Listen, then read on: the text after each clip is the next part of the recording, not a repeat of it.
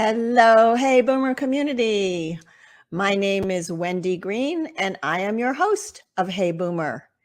And Hey Boomer is a show for people who have retired, who are thinking about retiring, who don't really want to retire, but they are also saying, what's next? So in every episode, we try to help you answer that question and be inspired. This month, our topic is transition. And we are talking to people that have made a change in their lives, that have transitioned to something new, and maybe more than once. And the goal of Hey Boomer is, like I said, to leave you inspired that this next chapter of your life can be one of the best chapters of your life. Hey Boomer is supported and sponsored by Road Scholar, the not-for-profit leader in educational travel for boomers and beyond. And they have trips in all 50 states and more than 100 countries. This July, I am going with Road Scholar to Glacier National Park, and I can't wait. We'll be led on hikes by some of the naturalists from the area. We'll do a boat cruise around Lake McDonald. There will be traversing the going to the Sun Road from the east and the west side of the park to get to different trails.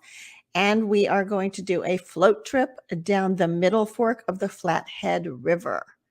This will be my second trip with Road Scholar, and I am so looking forward to it. You can find out more about the trips that Road Scholar offers to the national parks and to all of the other locations by going to road, ROAD, scholar.org/heyboomer. That's roadscholar.org/heyboomer. Check it out. Are you tired of having to try to come up with what you're going to cook for dinner every night? Especially if it's just for one or two of you, you know, the whole meal preparation has become a bigger deal. So I discovered this group called Real Eats, and I have been so impressed. They have lots and lots of choices. They pick some of the peak ingredients that are in season in the local farms in upstate New York, where they have their manufacturing factory. The packaging is recyclable and compostable, and the meals are delicious.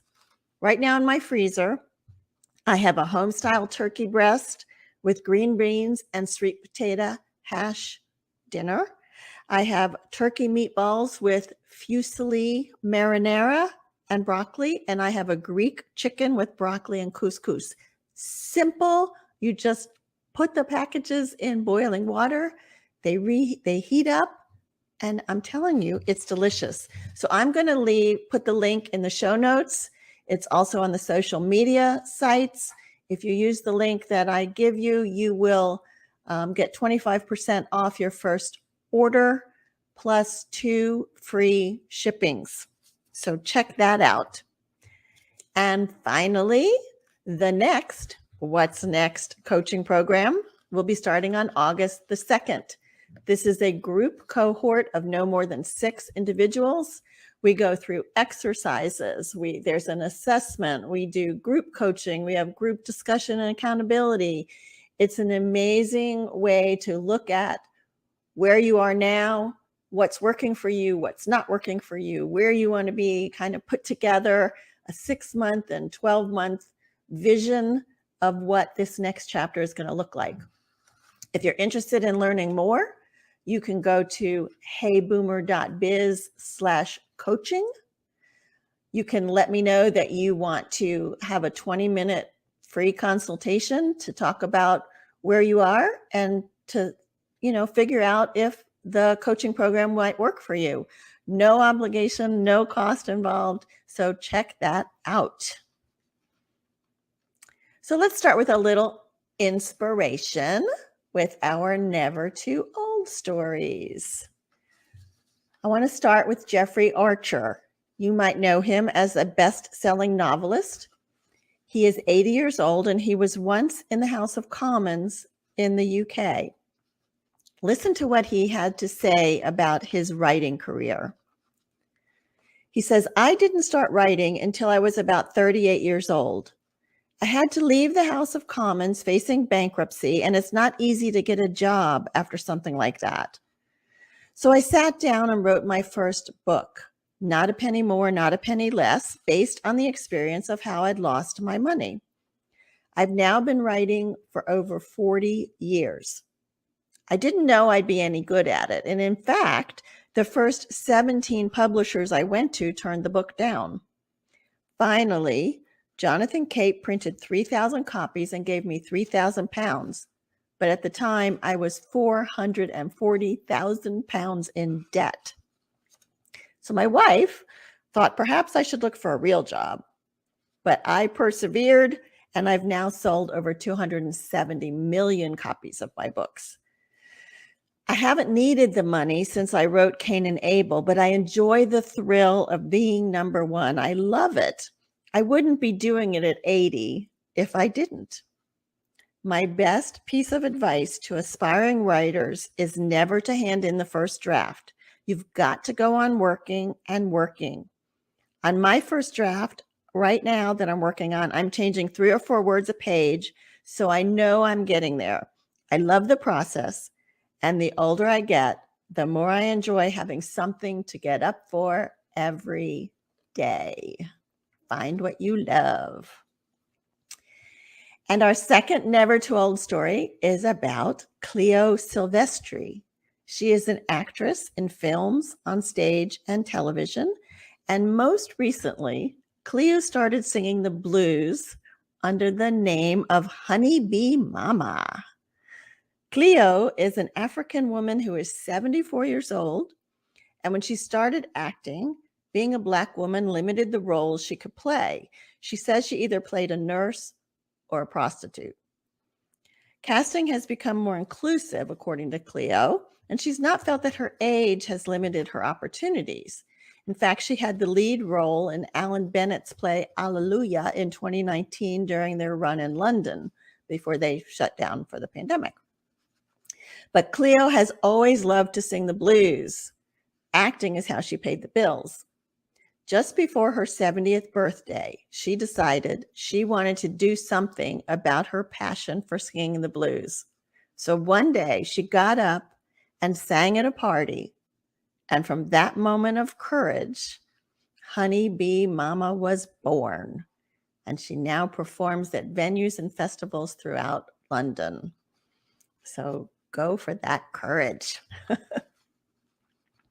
And today, we're going to talk about cultivating courage as it applies to those moments that come up in life when we either say, oh, hell no, that is too scary. Or maybe we say, well, I got to do this. I just got to do it. And that's kind of how I felt at 28 when I had 2 small children. They were 2 and 4 years old. I had 1 year of college. And I was in a marriage where I was suffocating. I felt like I just had to get out. And having 2 children, I also felt like I cannot have my children think this is the way a healthy relationship should be. So I took that leap of faith.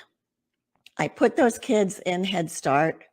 I applied for every scholarship and grant I could find and went back to school and got my degree.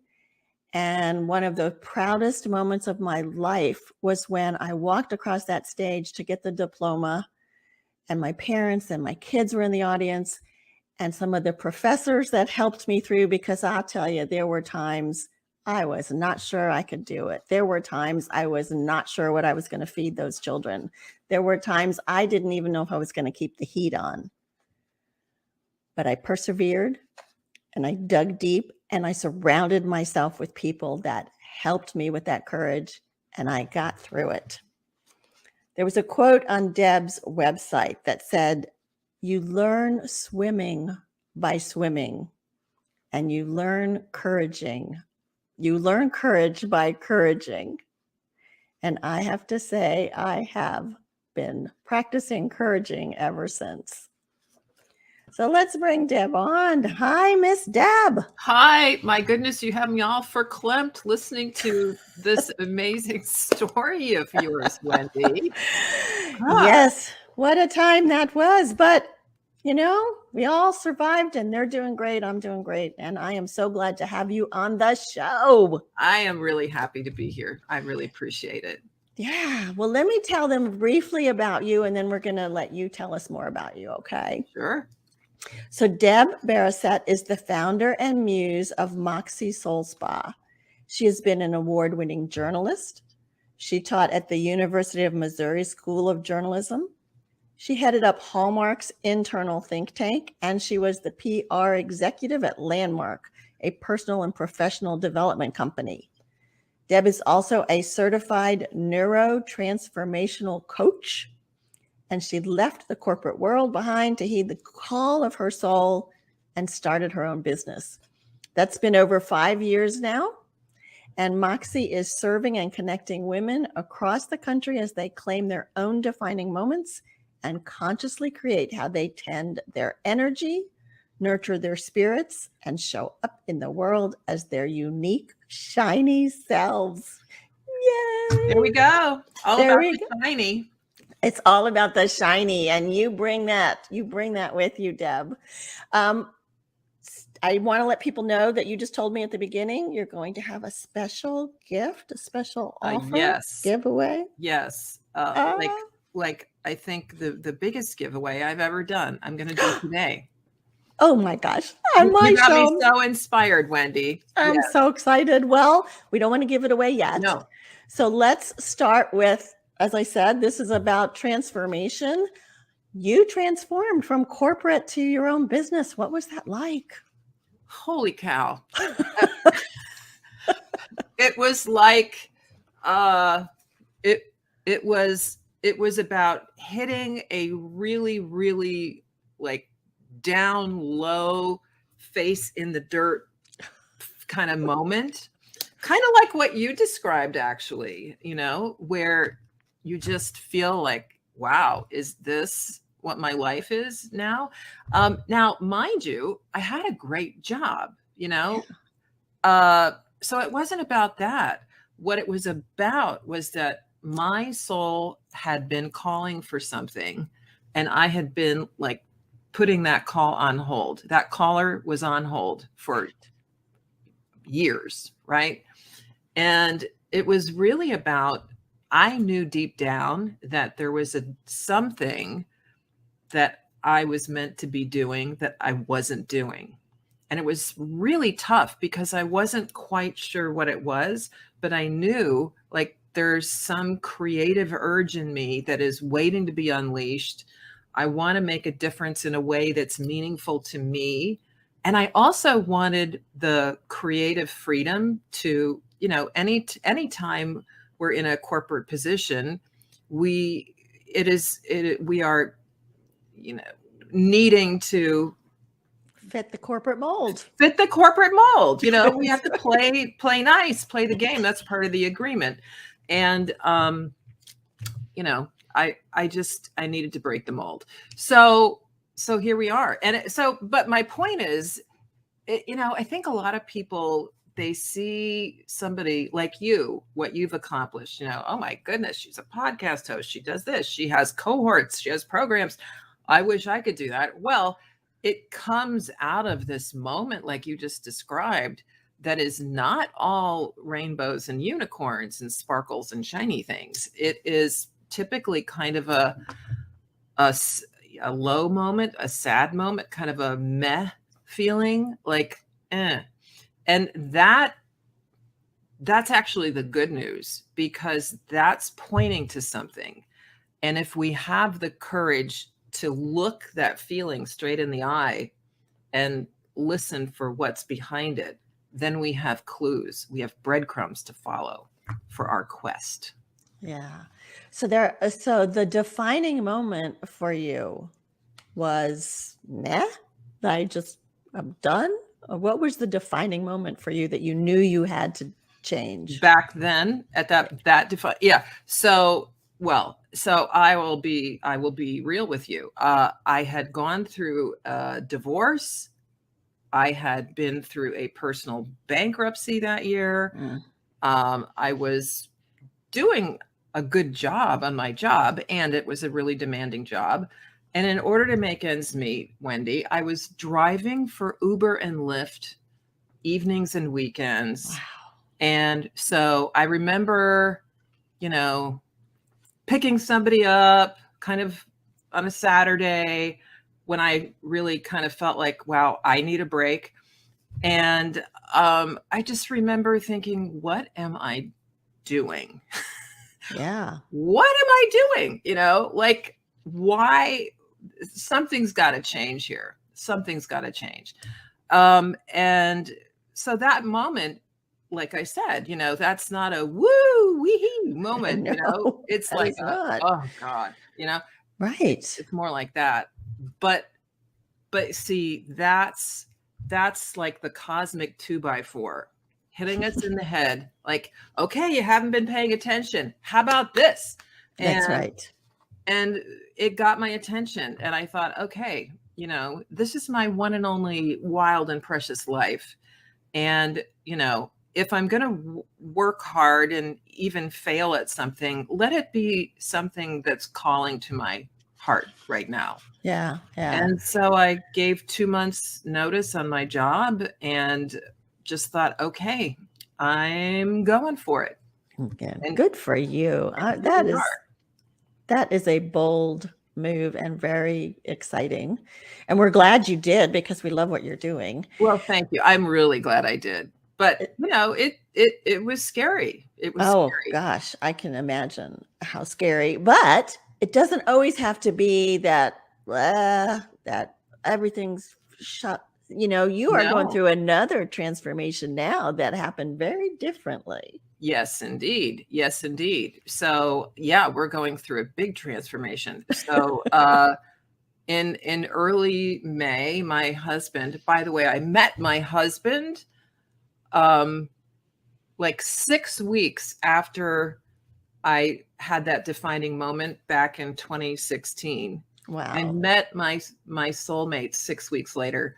Coincidence? I don't think so. But at any rate, so now here we are, the two of us, right? And so in Chicago. So he got COVID at the beginning of May, and then I got COVID. And so I'm sitting up on the rooftop recovering from that, and it really just had me stop, and do nothing but think. And I realized, wow, I am so yearning for, at this time in my life, I want to be surrounded by trees. I took off headphones and I gave the headphones to Chris, and I had this playlist going of bird song, which always lifts my spirits. And I said, I want to live someplace that sounds like this. And here was the other thing. I realized I really miss my family. I have loved being in Chicago for the 8 or 9 years it's been, and it's been awesome for this season of my life. But it's time, to turn the page in the script of this movie. And so that conversation happened the week of Mother's Day in May. Mm-hmm. And in 2 weeks and 2 days, Wendy, woo, we are loading a moving truck, and we are moving to the Atlanta area. And we have found a house that is surrounded by trees, and the birds come with the trees. Oh. And we will be within of many family members, including some of our kids, which just feels really right to me right now. Yeah. And that's really the key. So that's a big move. Now, but courage isn't just needed for, these monumental life changes that we're talking about, right? Right. I mean, I think everyday courage, as I like to think of it, is super important. So talk to me about that, because you work with women primarily, right?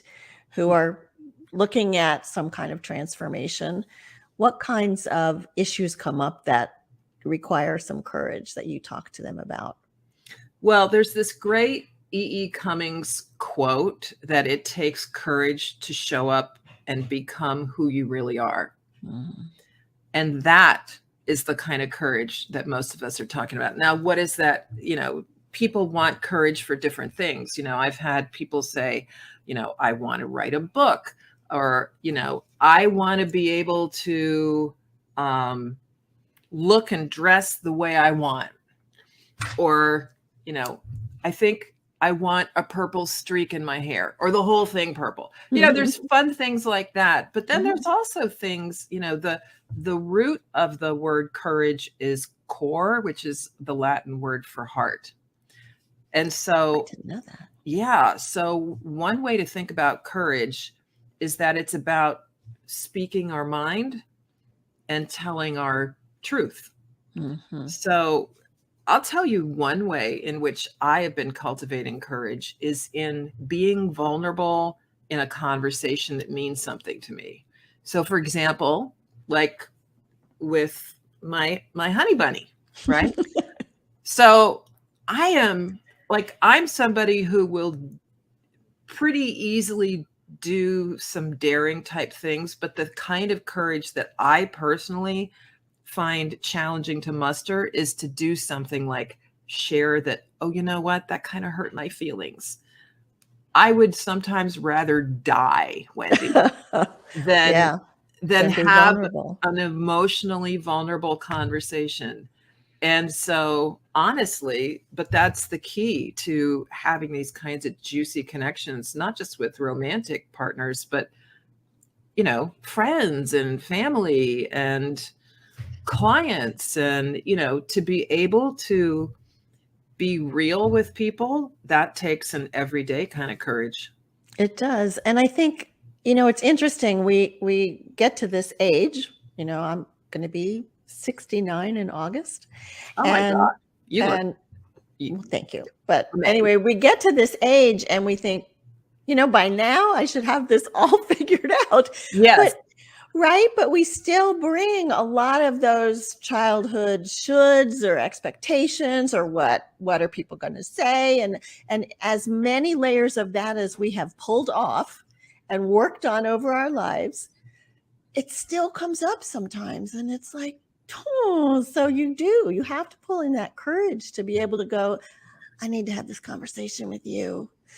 I don't want to, but I need to. I'll tell you, there's a really interesting thing, brain science related, that I only kind of put these things together for myself in the last, I don't know, couple of years, which is, our brains are wired for survival. Our brains do not care about happiness, fulfillment. It's like the brain is saying to us, I'm sorry, that's way above my pay grade. You need to go to the soul for that. I'm here to keep you breathing and alive and well, right? So, but what has occurred to me is that, that survival isn't just about keeping us physically safe. Being a member of the tribe and belonging to a tribe is also a piece of survival that's been wired into us since there were people, because we need our tribe to survive, right? So what I realized is that, oh, that's actually a survival instinct kicking in. Like, I don't want to do anything that's going to have me not be fully feel a belonging to my tribe or my person. I don't want to do anything to jeopardize that. And I think that that's often what's going on for us when we hesitate to let our true colors show, to share our real feelings, to voice our dreams, to share something that we're not quite sure of yet, that's still in the little seedling in the Dixie cup stage, Yeah, that's interesting. I was reading something earlier about the beginner's mind. Yes. And I was thinking about our conversation, and I thought, sometimes when we hesitate, when we get scared, it's because we have this belief from our experience that things are going to happen this way, and that's not the way we want it, right? Right. if we were able to cultivate a beginner's mind, like what would a child on the playground who was being, in some kind of compromised position, how would they handle it? They wouldn't have all that preconceived ideas. What do you think about that? Right. Well, when I was a little kid in the playground, if I jumped and tried to reach the bar and failed, I didn't make it mean that I'm not meant to do that. It was like, oh, I didn't make it. You know what I mean? Right. Little kids, when they fall down, they don't say, well, clearly I'm not meant to be a walker. They just hop back up and try again. So I think it's to have some real grace for ourselves and to be a really friendly witness of the thoughts going on the scroll bar through our heads, like the crawler on the bottom of the news channels. I think we constantly have these thoughts growing through our heads like that. And if we could just kind of kick back and say, okay, what's being broadcast in my own brain right now? And see what the headlines are, that we can say, oh, that's not getting me where I want to be. What can I replace those with? But I'll tell you, the very fact of stopping and non-judgmentally noticing what we're actually saying to ourselves is huge. It's huge. And when you notice it, then what do you do with it? Well, so the first thing is to question the veracity of this and to basically say, okay, what's another thought? It's basically creating a new neural pathway. What's another thought that I can tell myself that actually empowers me and that I can actually believe, like it's a believable, like I can get behind it. So, and then you practice it, and then you notice when the thoughts are going down a well-worn rut and you say, oh, there we go again, pick it up. It's kind of like, this sounds weird, like paper training a puppy, It's like you notice an accident starting to happen, you pick it up, say, oh no, over here, put it on the paper, pick it up, move it up. So it takes a while, but after a while, it hopefully for the puppy, becomes second nature, and we actually can start irrigating the garden of our dreams and desires versus having a storm sewer of water thoughts just going off into something that doesn't serve us. See, in my experience, sometimes I'll get so wrapped up in an emotional feeling, right? That I know I'm having it. I know it's not serving me, and I can't seem to put it aside. But I found that if I have my people around me, my supportive people, right? Yeah. That helps me so much. And I think, what you and I offer with our coaching is being supportive people, helping you normalize those feelings. Yeah, because they are normal. I mean, anybody who says they don't ever have those feelings is lying. And so, yes, I think it's amazing. That is so key, that we don't kind of retreat into our little cave and not reach out. And like you said, you don't have to be in a kind of a meh place. Even if you have a dream or a desire and you feel like there's this potential for something awesome, but you're just having trouble taking that first step, I'm telling you, being in a conversation with a friend, a guide, a mentor, a coach, a community, but it's important to be selective about that. Oh yeah. Because talk about that. Yeah, because I'm telling you, there are certain people in life who are, kind of a naturally coming from a lower energy bandwidth. Maybe they come from resignation or fear or frustration and that's just kind of where they are. Well, if you go to somebody like that and you're sharing this tender little seedling of an idea, it's asking a lot of that person to get out of the energy they're already in to get behind your dream. You see what I mean?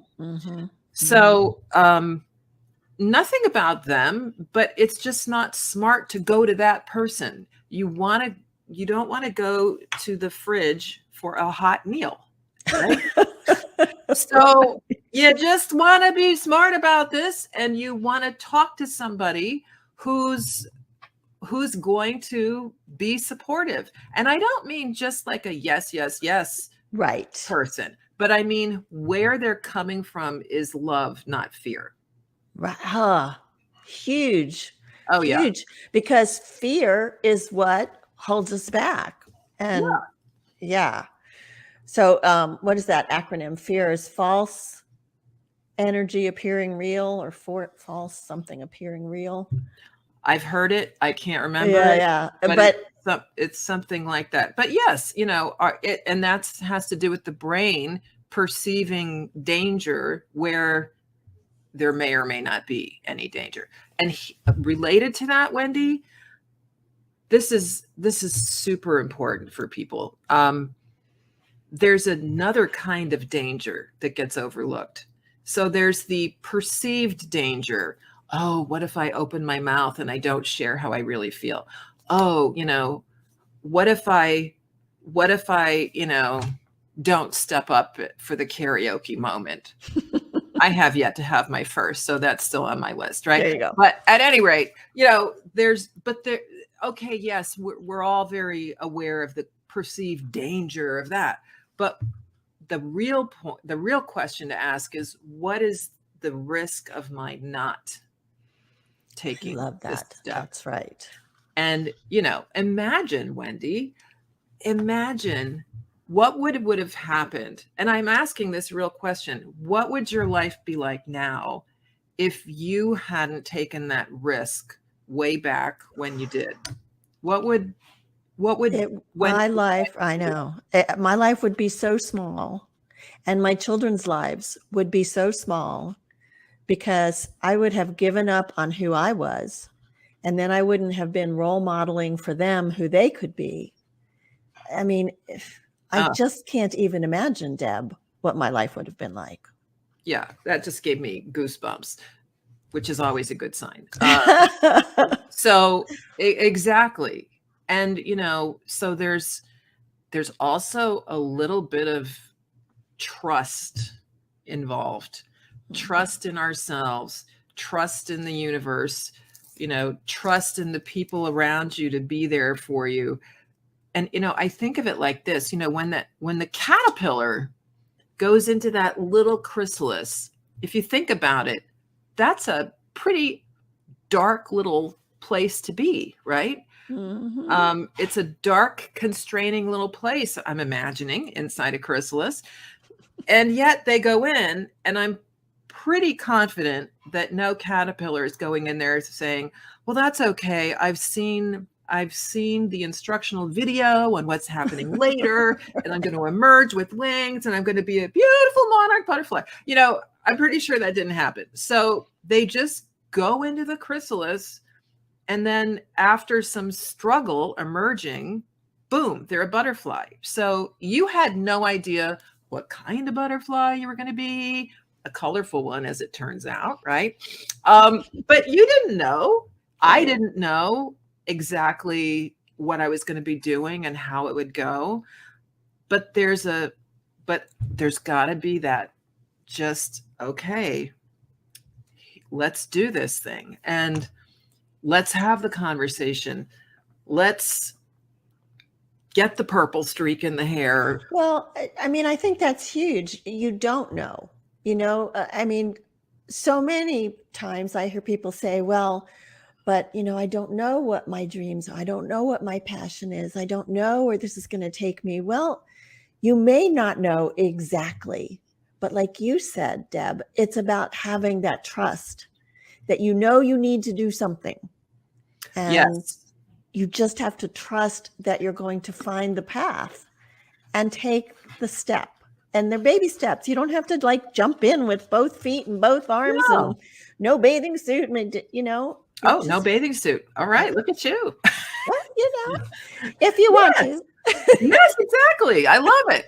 Well, my good friend Pablo Picasso had this saying that inspiration exists, but only when we're working. And so that has really been borne out in my own life and in all the people that I work with, that you don't know what the book's going to be until you get into it. You don't know what the business is going to look like until you begin. I didn't know what I was going to do until I took a step, and you have to trust that it just kind of emerges. It does. Things come to you, but you got to be in motion. Yeah. And willing to evolve with it as it goes. That's right. Yeah. So the baby steps are big. Yeah. So tell me about Moxie a little bit more so that the listeners have a better idea of what it is that you're doing. Yes. Well, I feel like I have been one of these people who truly found her groove in the second half of life. I'm past the 62-year mark at this point, and look at you. And look at me, all sparkly, and with you. And who knew, right? But the real point is, I get confronted and crazed, and I'm super happy.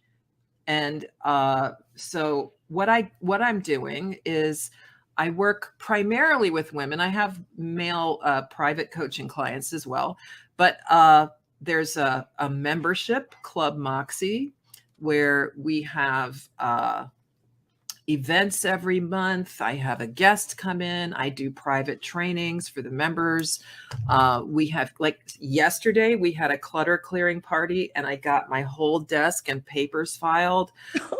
So it's like everything from really deep, soulful conversations to, okay, guys, let's hit it and get this done, right? So the membership is awesome. But I also have a 3 signature programs that I work with women through. The Moxie trilogy, and it's soul care. And then the second program is a new program. It's a new version called Awakenings. And that's where we really make the magic happen. And then in the third program, Greenhouse, is where we work together for a 4-month growing season.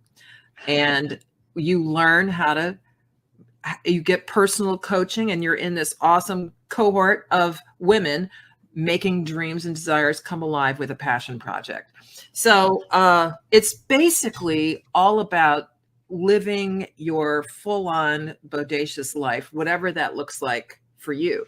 And so it's, we tune into what does our soul really want, and we learn how to elevate our vibe.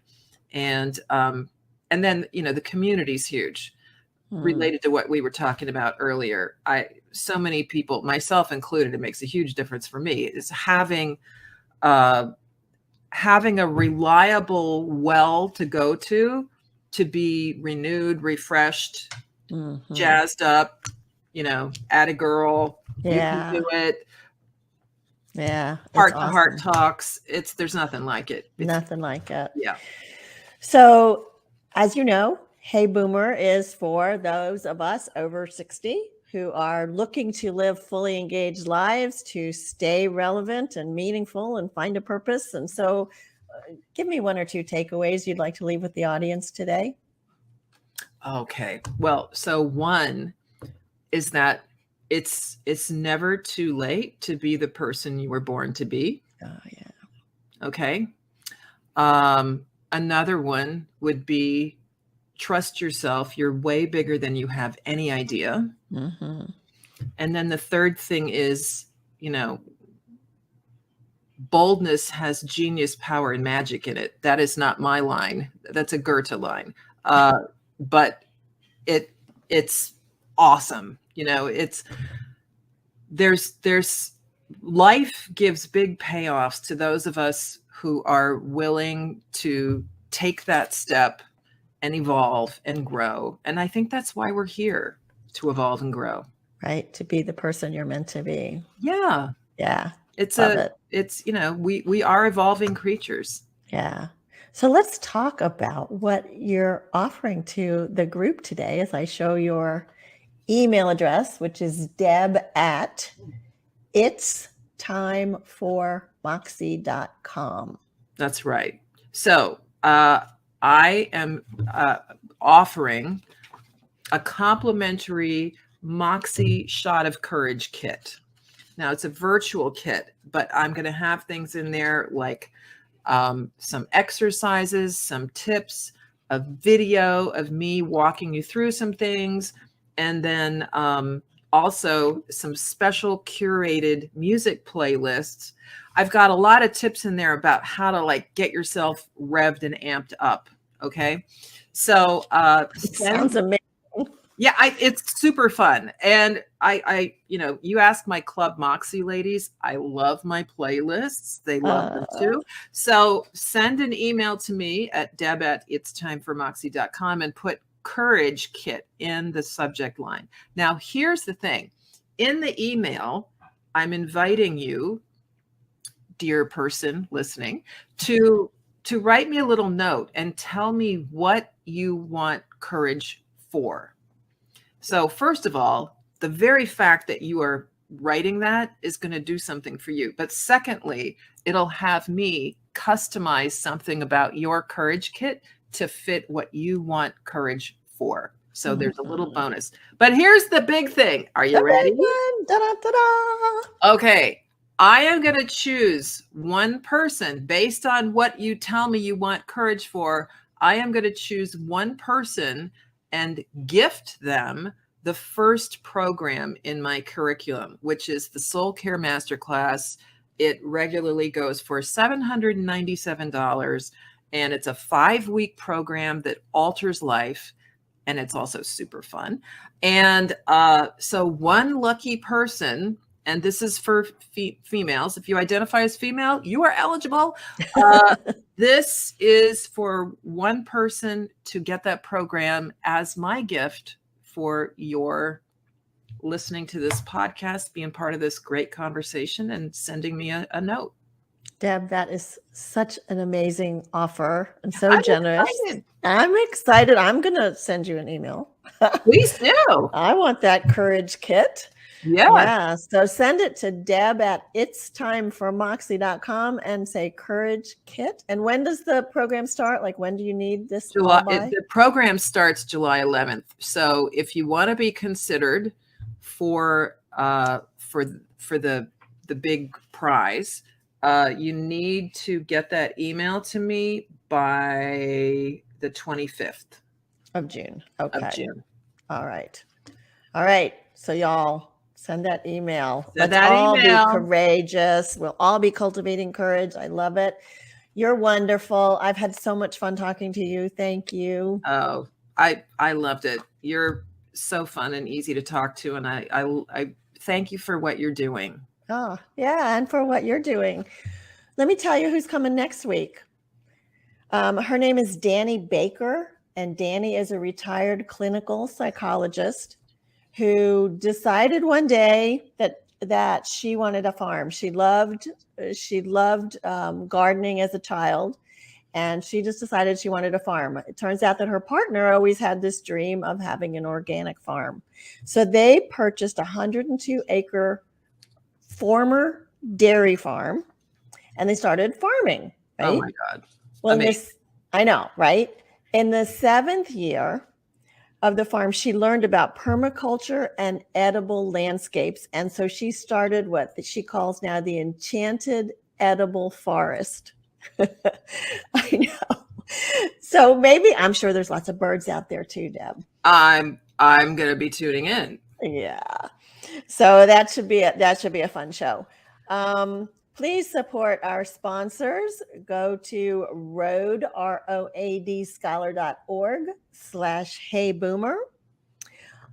Look for the Real Eats link in the show notes and on social media, and connect with me for the What's Next coaching program that's going to start August 6th. And be sure to send Deb that email about getting your courage kit.